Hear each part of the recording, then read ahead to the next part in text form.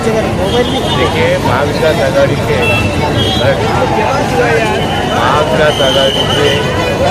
नेते त्याच्यामध्ये आपले संजय सिंह आणि शिवसेनेच्या प्रियंका चतुर्वेदी या आमच्या वक्त्या आहेत आणि या विधानसभेमध्ये त्या मला समर्थन देण्यासाठी त्या आज आल्या होत्या। आज दैसरची माझी एक फेरी पूर्ण झालेली आहे आणि 20 तारखेला होणाऱ्या मतदानामध्ये मोठ्या मताने जिंकून येईल असं मला अंदाज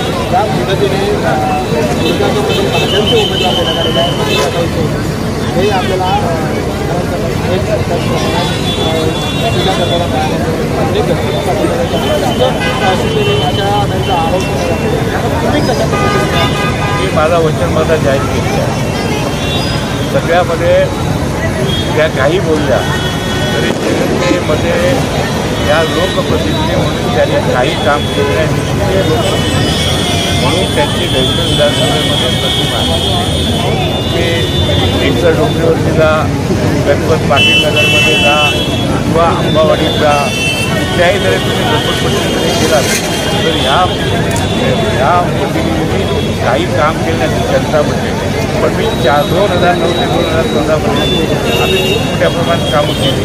2 फायर ब्रिगेड आणले, दैसर उभं केलं, झेड गार्डन उभं केलं, डॉग पार्क उभा केला, स्विमिंग पूल आणलं, अशा अनेक फिश पार्क उभं केलं, अशा अनेक गोष्टी केल्या। त्यांनी तुम्ही त्याला सांगा तुम्ही काय निर्माण केलं ते आम्हाला टीव्हीला दाखवा जरा चॅनलवाल्याला, ते आम्ही पण दाखवू।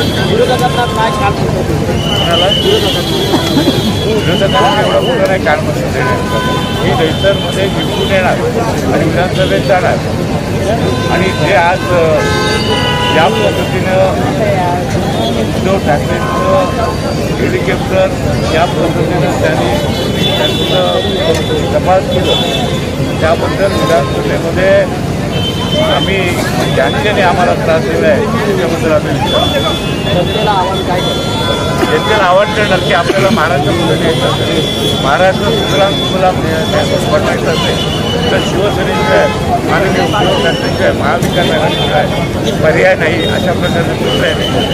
हिंदी में आज की सभा को लेकर क्या संदेश देंगे? यहाँ प्रियंका चतुर्वेदी संजय सिंह आए थे, आपके लिए समर्थन मांगे जनता है।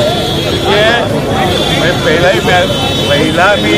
पहला भी वो आने के पहले में मेरा भाषण किया था, उसमें मैंने ये कहा कि दैसर विधानसभा के मेरे दैसर के भाइयों और बहनों, मैं कोई उत्तर भारतीय नहीं मानता हूँ, मैं कोई बिहारी नहीं मानता हूँ, मैं कोई मुस्लिम मानव नहीं मानता।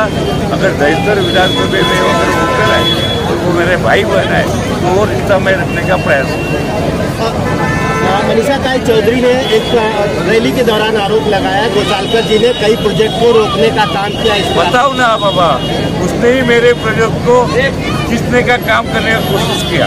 पहला डीएसएफ जो मेरा ग्राउंड है जो अच्छी तरह से हम लोग स्पोर्ट क्लब चलाते हैं वो निकालने के लिए उसने 25 बार विधानसभा में आवाज़ किया कि आज भी बोल रही है निकालो निकालो, क्यों निकालो। दूसरी बात है मैं स्विमिंग पूल बांधा 1 महीना के पहले जाके फ्यूज गोल कर जाके उसने उद्घाटन कर उधर गया। मैं कौन सा काम उधर रोका, मैं उसका मूवी देखता ना हूँ और उसके बारे में कुछ बोलता ही ना हूँ, तो उसने मेरे सामने आके बताओ ये काम रोका, ये तू कितना रोका तो मैं बताता हूँ। जनता का साथ कितना अच्छा रहा, क्या कहेंगे जो जनता सुनने के लिए आई होती उनको क्या मैसेज देंगे आज? जनता जो देखिए हम लोग 5 साल में आमदार था, मेरा बच्चा अभिषेक 5 साल आमदार था, मेरी बहू 5 साल आमदार थी, यही इलाके में। तो ये हमारे कुटुंब है और कुटुंब पर समझ के हम काम करें कि जो सुविधा देने का काम भी हम लोग करेंगे। ये बहुत अच्छी बात है।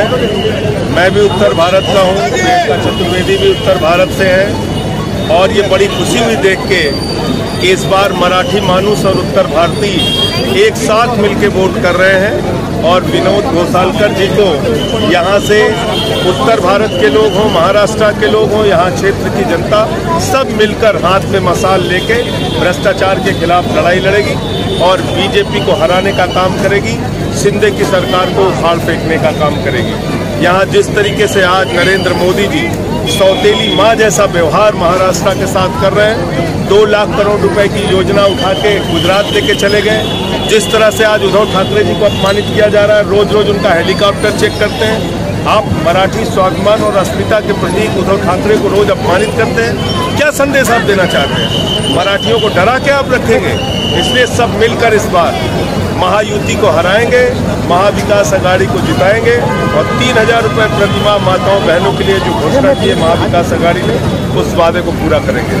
तो मैं विनोद जी के लिए आज प्रचार करने आया था और इस क्षेत्र में आपने देखा होगा कितनी बड़ी संख्या में यहाँ उत्तर भारत के लोग जुटे, सब मिलके एक साथ हाथ में मसाल लेके, और इनके पहले नंबर पे बटन भी है, उस बटन को दबा के यहाँ भ्रष्टाचार के शासन का, खोखा वाले शासन का अंत करेंगे। देखो ऐसा है, अमित शाह, नरेंद्र मोदी और बीजेपी को महाराष्ट्र की जनता इस बार सबक सिखाएगी। उनको जो बोल रहे हैं बक रहे, बकने दीजिए। ये ऐसे लोग हैं, दोहरे चरित्र के लोग हैं, हिंदुस्तान में मुसलमानों के खिलाफ भड़काते हैं और दुबई और कतर में जाके सिखों को गले लगाते हैं। तो इनकी असलियत लोग पहचान चुके हैं।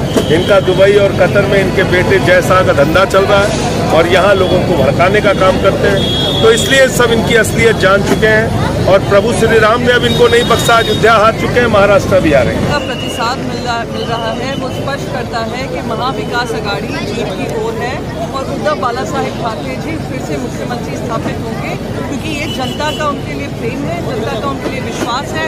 उनके कार्यकाल में उन्होंने काम देखा है, उनके साथ होता हुआ गद्दारी देखा है, जो ना महाराष्ट्र की संस्कृति का हिस्सा है, ना हमारे धर्म का एक हिस्सा है। तो इन गद्दारों को सबक सिखाने के लिए आप देख रहे हैं कितना एक उत्साहित माहौल है।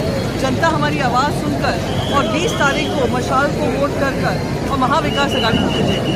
जिस तरीके से उद्धव ठाकरे के हेलीकॉप्टर आ रहे हैं, वो चेकिंग किया जा रहा है, वो डरपोक लोग हैं और जब ये डरते हैं ED, EC, income tax, CBI को आगे करते हैं। इन डरपोक लोगों से ना हम डरे हैं, हम डटकर लड़े हैं और यही उद्धव साहब कर रहे हैं। मैं उनको खुली चुनौती देती हूँ कि अगर होगी हिम्मत तो चेकिंग अपनी भी कराएंगे। आज उनके फ्लाइट हेलीकॉप्टर का टेक ऑफ करने से भी रोका गया है, यानी आप समझ सकते हैं, वो देख रहे हैं। कहते ना writing is on the wall. इनकी 4 दिन की चांदनी अब अंधियारी रात होने वाली, अमावस की रात बनने वाली है। इसलिए डरे हुए, घबराए हुए ईडी को, इलेक्शन कमीशन को आगे करने में इलेक्शन कमीशन को खुली चुनौती देती हूँ कि अगर उनमें दम है तो आज वो प्रधानमंत्री से लेकर गृह मंत्री की भी हेलीकॉप्टर की चेकिंग करेंगे।